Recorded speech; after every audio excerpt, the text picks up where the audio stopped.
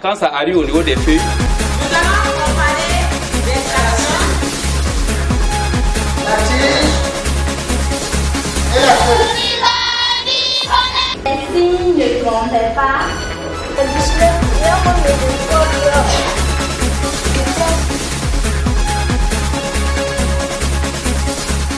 Bonjour à toutes et à tous. Je me nomme Ouedraogo Odile, professeur certifié de philosophie au lycée municipal de Yagma. Je suis ravie de vous retrouver pour une nouvelle aventure philosophique. Il n'est pas rare de remarquer dans les conversations courantes l'expression selon laquelle la théorie est facile, mais la pratique est difficile. Cette expression non seulement instaure une distinction entre la théorie et la pratique ou encore l'expérience, mais également elle accorde une primauté à l'expérience au détriment de la théorie, qui est jugée abstraite sans aucun rapport avec la réalité. Tout de même, une expérience, si elle ne dérive pas d'un minimum de théorie, peut-elle être efficace? Vous l'aurez sans doute compris, nous allons aborder le chapitre sur théorie et expérience.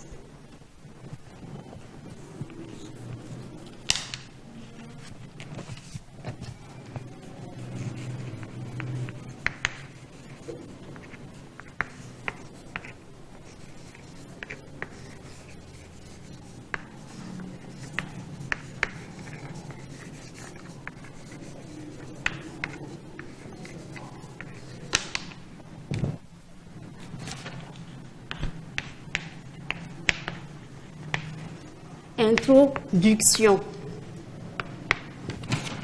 En guise d'introduction, nous pouvons dire que dans la classification des sciences, nous distinguons trois types de sciences. D'abord, nous avons les sciences formelles, ensuite les sciences humaines et enfin les sciences expérimentales. En ce qui concerne les dernières, elles se donnent pour objectif de comprendre et d'expliquer le réel. Pour ce faire, ces sciences adoptent la démarche expérimentale. Et en tant que telles, elles seront considérées comme un modèle de fiabilité parce qu'elles ont pour démarche la méthode expérimentale. Cela nous invite à réfléchir sur la source de la connaissance fiable. En d'autres termes, pour connaître, faut-il se fier à la théorie ou à l'expérience? Ne sont-elles pas toutes les deux indispensables dans la construction d'un savoir fiable?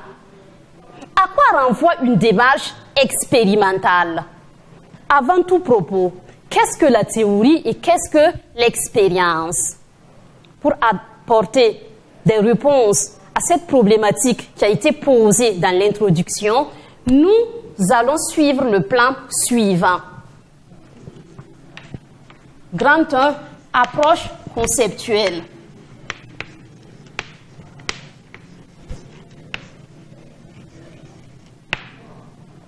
Petit 1, la théorie. Petit 2, l'expérience. En grand 2, nous allons nous interroger sur la source de la connaissance, de la question, de la source de la connaissance. Petit 1, le rationalisme. Petit 2, l'empirisme. Petit 3, la connaissance comme synthèse entre théorie et expérience. Grand 3, nous allons parler de la science expérimentale.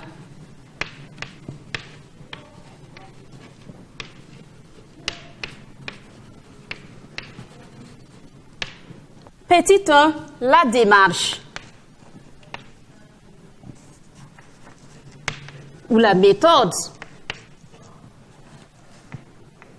Petit 2, de l'évolution des théories scientifiques.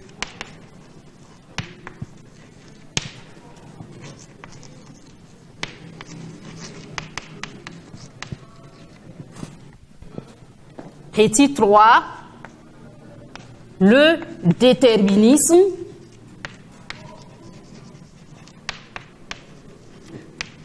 et le hasard. Et enfin, nous allons conclure. Voilà le plan qui sera suivi dans ce chapitre.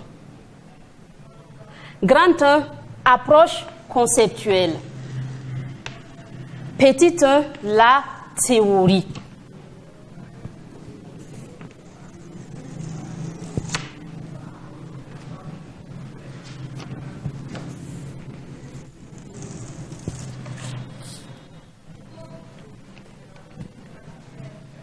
Qu'est-ce que la théorie selon vous? La théorie dérive du grec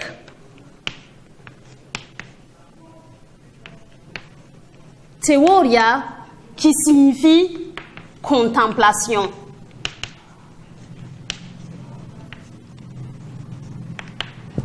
Elle est définie à partir de son étymologie comme étant un savoir abstrait,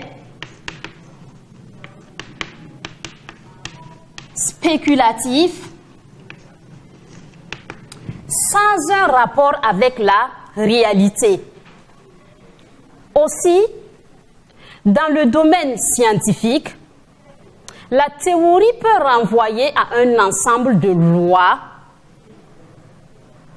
élaborées par déduction ou par le protocole expérimental, servant à expliquer ou à justifier un fait. Qu'en est-il de la pratique ou de l'expérience? Qu'est-ce que l'expérience? L'expérience,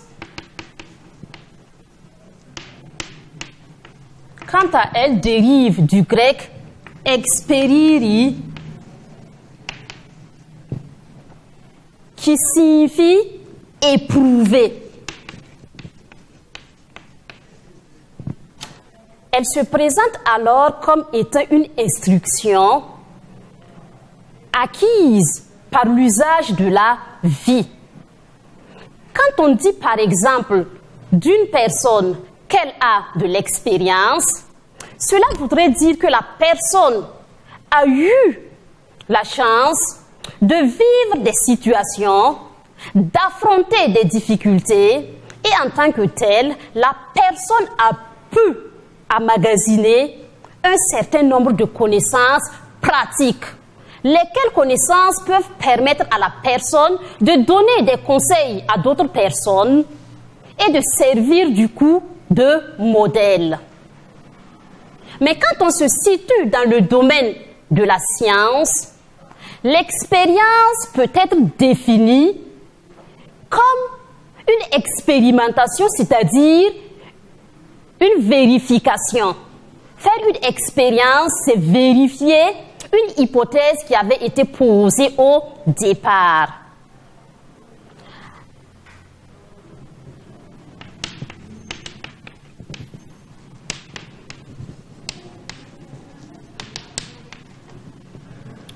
À À partir des définitions qui ont été proposées ici, il y a lieu de rappeler que la théorie, parce qu'elle est abstraite et spéculative, est élaborée par la raison. C'est la raison humaine qui permet à l'homme d'élaborer des théories. L'expérience, parce qu'elle est pratique, est acquise par le biais des sens. Les organes de sens permettent aux hommes d'être en contact avec la réalité. Si tel est le cas, vous voyez à partir de là qu'on a l'impression d'avoir une opposition entre la théorie et l'expérience. Et cette opposition nous amène à nous interroger sur la source de la connaissance fiable. Pour connaître véritablement, faut-il se fier à la raison ou au sens? Les données des sens sont-elles plus nécessaires que celles de la raison? C'est cette question que nous allons aborder dans la deuxième grande partie de la question de la source de la connaissance, petit 1, le rationalisme. Qu'est-ce que le rationalisme?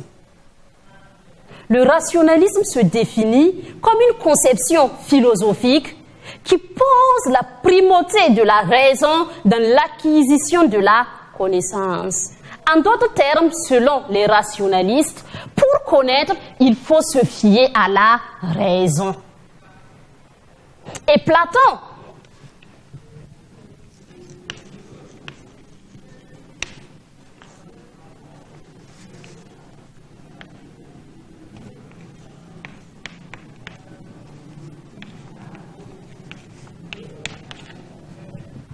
nous dira que la connaissance d'une chose passe par la saisine de son essence.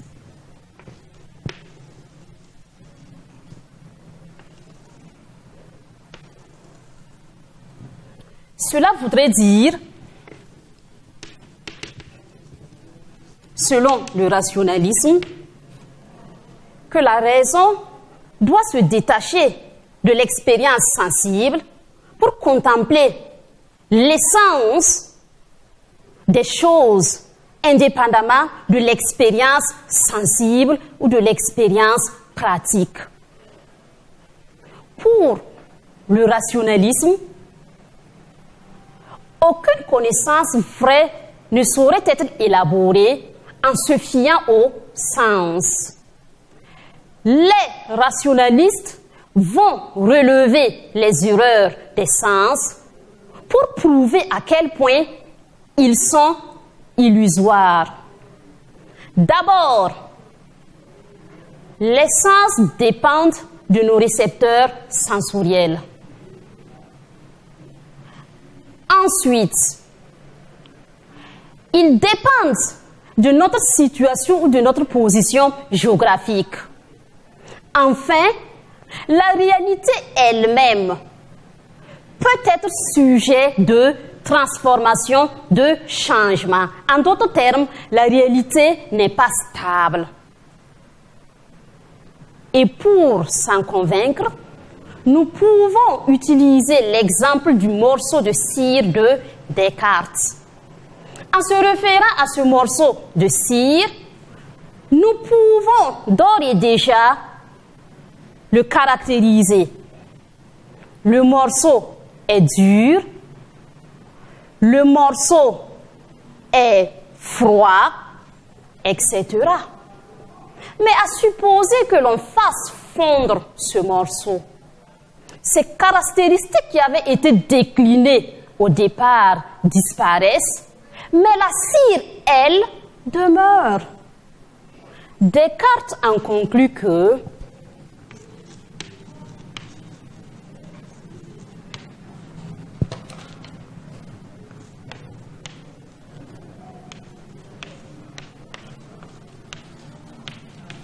les sens sont trompeurs.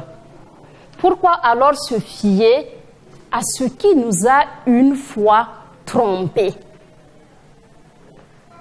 Donc, les rationalistes conseillent de se fier exclusivement à la raison pour construire un savoir fiable et certain. Qu'en est-il de l'empirisme? Petit 2, l'empirisme. Qu'est-ce que l'empirisme? Il se définit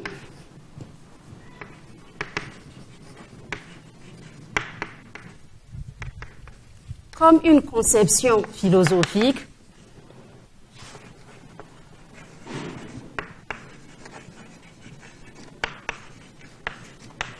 qui accorde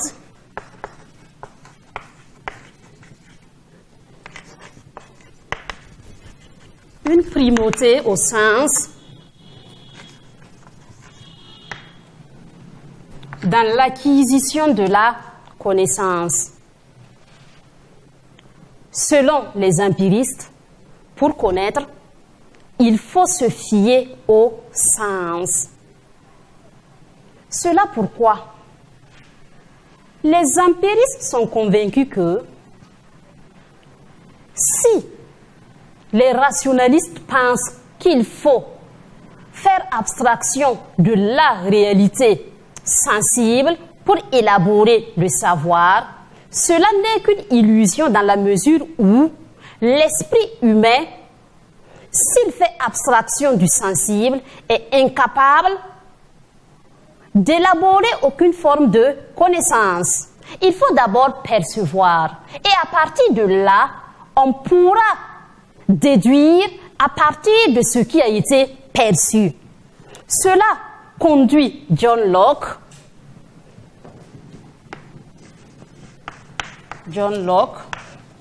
il est né en 1632 et décédé en 1704, à dire que le fondement de toute connaissance est l'expérience.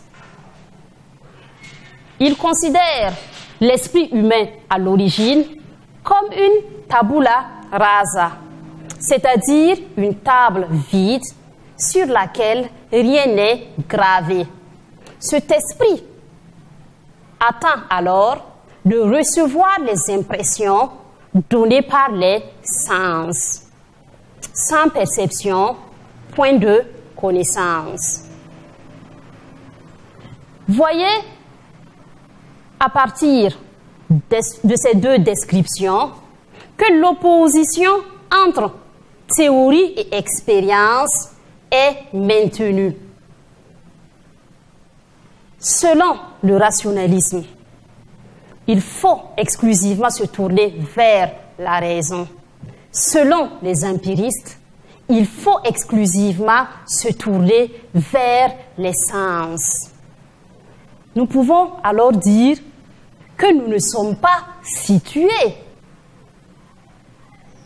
Une connaissance élaborée par la raison exclusivement est-elle fiable?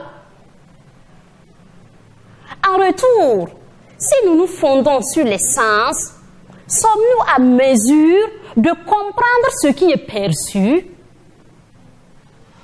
Les sens peuvent-ils décrire la causalité des phénomènes perçus? Il y a nécessité de dépasser ces deux conceptions extrêmes ou encore ces deux conceptions opposées. Petit 3, la connaissance comme synthèse entre théorie et expérience. Face à l'opposition de ces deux conceptions, une troisième perspective sera développée au XVIIIe siècle par Emmanuel Kant.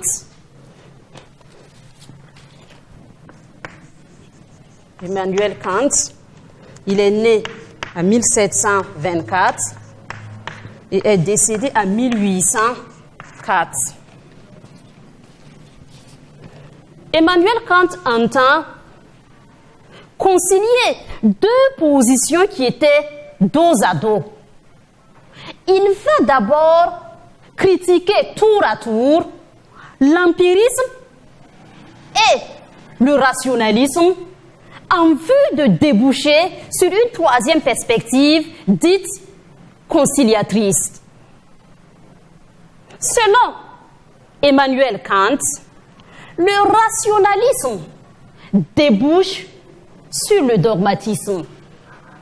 La raison, si elle est coupée de la réalité, sombre dans l'irréel. Et le savoir qui est élaboré n'est plus un savoir fiable pouvant faire l'objet d'une vérification, mais ce savoir va se présenter simplement comme étant un dogme. Également, l'empirisme. Si on se borne à exalter simplement les mérites des sens, nous allons simplement percevoir, observer, sans comprendre ce qui est perçu ou ce qui est observé. Kant déduit à partir de cette critique que la connaissance véritable est le résultat d'une conjugaison entre les données de la raison et celles de l'expérience. Nous comprenons alors que la primauté ne saurait être accordée ni à la raison, ni à l'expérience ou au sens. Connaître, c'est concilier les données de la raison et celles de l'expérience. En d'autres termes, l'opposition qui avait été établie au départ est une opposition sans fondement. Donc, d'un point de vue philosophique, la question sur l'origine de la connaissance se retrouve être résolue. Qu'en est-il alors du domaine scientifique? La science va-t-elle privilégier la théorie au détriment de l'expérience ou vice-versa? C'est ce que nous allons découvrir dans cette troisième partie. La science expérimentale. Grand 3, la science expérimentale. Petit 1, la démarche.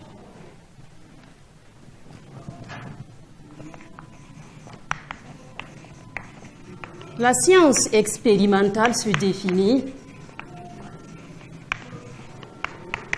comme un effort de comprendre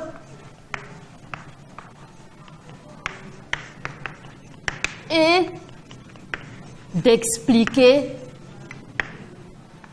le réel.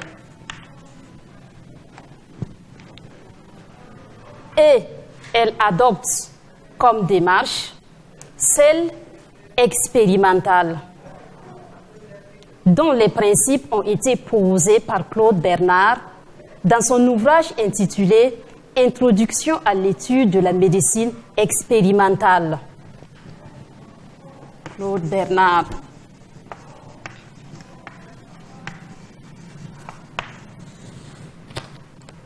Il est né en 1813 et décédé en 1878. La méthode expérimentale est composée de 3 principes fondamentaux. Le premier principe, c'est l'observation. Qu'est-ce que observer? Observer voudrait dire constater, prendre connaissance de l'existence d'un fait. C'est vrai que dans le domaine de la science expérimentale, l'observation est nécessaire et constitue un point de départ, mais l'observation en soi est insuffisante. Et c'est d'ailleurs ce qui va distinguer l'observation scientifique de celle ordinaire. Dans le cadre d'une observation scientifique, on ne se contente pas simplement de constater le fait, mais le scientifique va rendre ce fait observé problématique. Il s'agit alors pour le scientifique de poser un problème soulevé par le fait observé. Il veut résoudre une énigme. Il veut apporter une solution. Et lorsqu'il pose le problème, il va commencer par émettre des hypothèses et c'est ce qui constitue le deuxième principe de la démarche expérimentale. L'hypothèse. L'hypothèse se définit comme une supposition. En d'autres termes, il s'agit d'une idée a priori. C'est une idée a priori parce que on n'a pas encore vérifié les choses. Selon Claude Bernard, l'hypothèse se définit comme une explication anticipée et rationnelle. Et comme la science se démarque de l'opinion, il faut bien aller au-delà d'une simple hypothèse pour vérifier les choses. Nous abordons la troisième étape qui est l'expérimentation.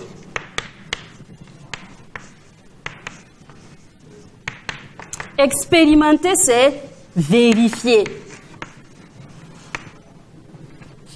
L'expérimentation a pour objectif de vérifier l'hypothèse qui a été établie pour voir si elle est concluante ou pas. Le scientifique, à travers cette étape,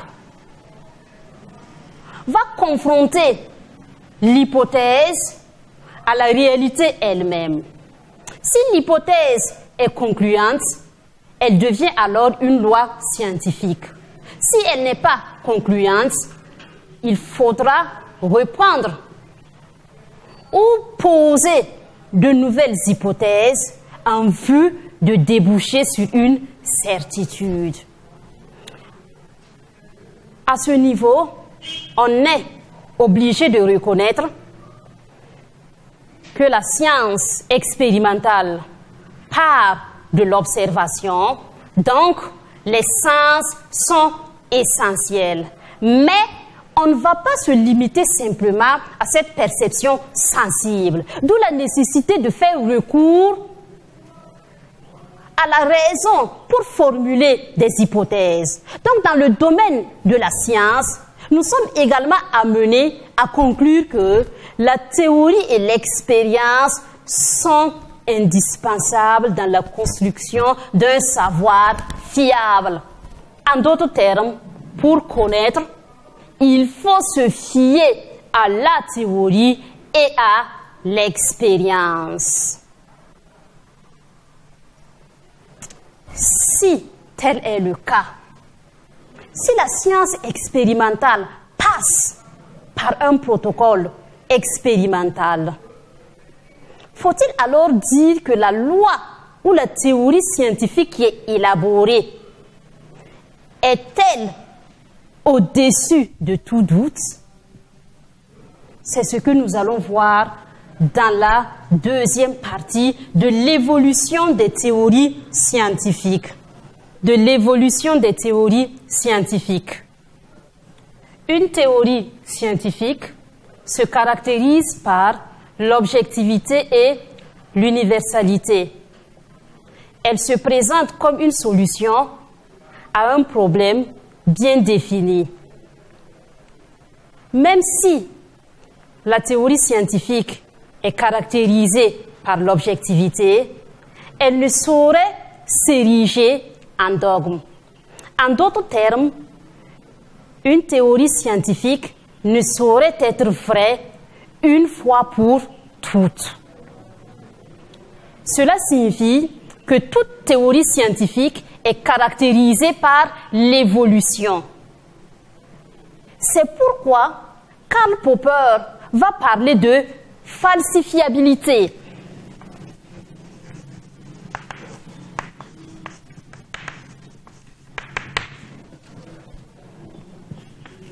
Karl Popper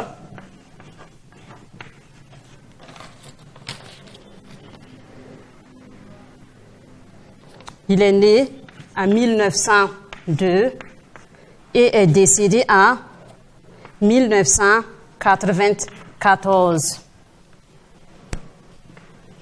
La falsifiabilité signifie que la théorie scientifique renferme en soi la possibilité d'être contredite ou d'être remise en cause. Une théorie scientifique est valable pour un temps donné. Mais avec l'évolution de la technologie, proposant à la science des outils plus sophistiqués, l'expérimentation qui avait été faite, si on décide de la reprendre à nouveau, on peut se retrouver en la présence d'une nouvelle théorie qui va infirmer ce qui avait été posé au départ. C'est pourquoi Gaston Bachelard nous dira que la science a l'âge de ses instruments. Bachelard, il est né en 1884 et est décédé en 1962. Si la théorie scientifique porte en soi la possibilité d'être contredite, nous sommes amenés à reconnaître que la science progresse par erreur et par rectification. Une vérité scientifique aujourd'hui peut se révéler être une erreur demain. Et cette évolution ne se fait pas de façon passive. Elle s'opère par crise et par rupture. Cela voudrait dire que la science se développe en s'appuyant sur un paradigme. Et le paradigme se définit comme étant un exemple. Et tant qu'un paradigme est érigé pour modèle, la science n'évolue pas. Pour que l'évolution puisse être possible, il faut rompre avec l'ancien paradigme en vue d'en ériger un nouveau. C'est pourquoi Galilée, Giordano Bruno ou Copernic sont présentés comme des hérétiques parce qu'ils ont proposé de substituer le géocentrisme à l'héliocentrisme. Cela est la preuve que l'univers de la science n'est pas un long fleuve tranquille. Elle est marquée par des crises, par des ruptures, et c'est simplement à ce prix que la science arrive à progresser, espérant ainsi rendre raison de tout. Si tel est le cas, peut-on parler de hasard dans le domaine de la science? Quel rapport existe-t-il entre la science, le déterminisme et le hasard? Voilà ce que nous allons voir dans cette dernière partie, le déterminisme et le hasard.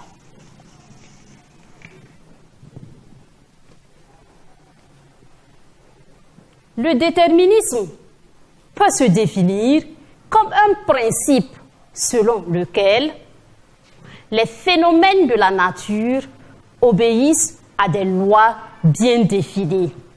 En d'autres termes, il n'y a pas de cause sans effet et chaque cause produit les mêmes effets dans les mêmes conditions de température et de pression. Ainsi, la science stipule que la nature est régie par des lois bien définies. Même si dans l'immédiateté, la raison humaine est incapable de percer le mystère de ces lois, cela ne voudrait pas dire qu'elles sont inexistantes. C'est pour cela le scientifique ne compte pas avec le hasard. Pour lui, le hasard n'est pas absence de déterminisme, mais ignorance de ce déterminisme. Ce que nous entendons par hasard couramment, c'est simplement une incapacité provisoire à percer ou à cerner les causes qui justifient l'existence de tel ou de tel autre fait. Et c'est parce que le hasard n'a pas sa raison d'être au niveau de la science qu'elle a la possibilité de prédire les événements. Et on espère, à partir de là, que la science arrivera un jour à percer définitivement les mystères de la nature et rendre raison de tout. Peut-être qu'un jour, grâce à l'évolution, grâce au progrès, on ne serait plus amené à parler d'irrationnel. On ne serait plus amené à parler de mystère. Peut-être que la science parviendra, à travers ses investigations, à expliquer le réel de façon rationnelle.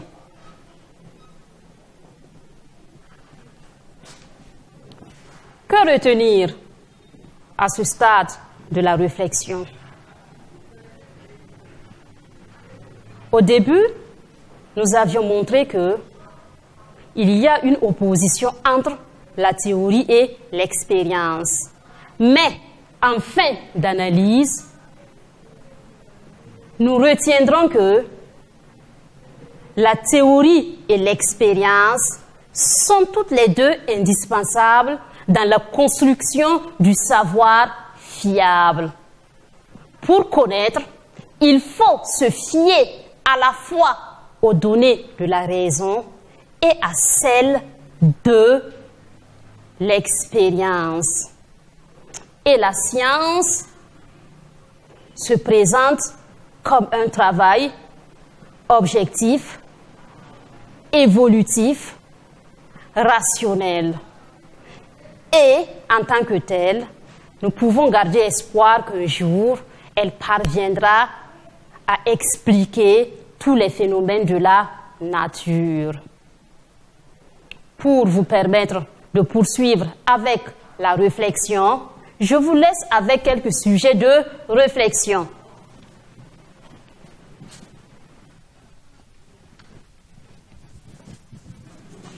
Sujet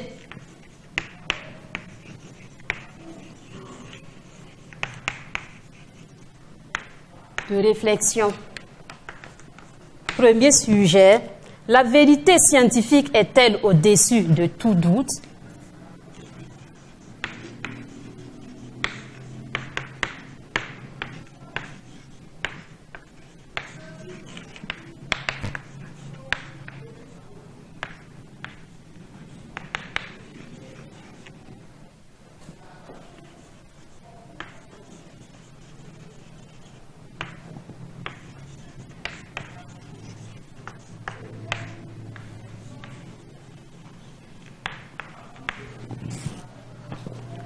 Deuxième sujet, faut-il vouloir tout démontrer?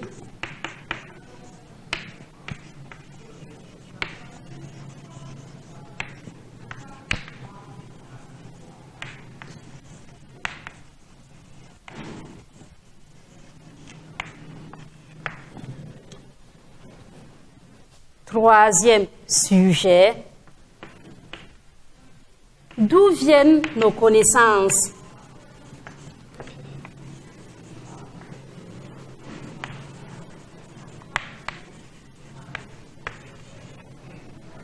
Enfin, le quatrième sujet, mesurer le temps. Mesurer le temps. Est-ce en faire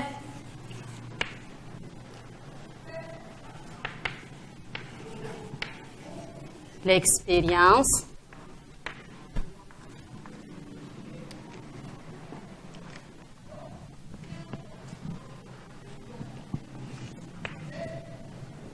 Mesurer le temps, est-ce en faire l'expérience? Voilà quelques sujets qui vont vous permettre de continuer avec la réflexion. Sur ce, on va se retrouver une prochaine fois. Merci pour votre attention. Surtout, n'oubliez pas, persévérez dans vos études, car c'est par la persévérance que l'impossible devient possible. Merci.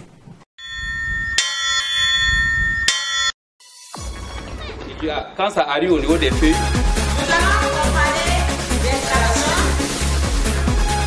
La tige et la feuille. Les signes ne trompent pas.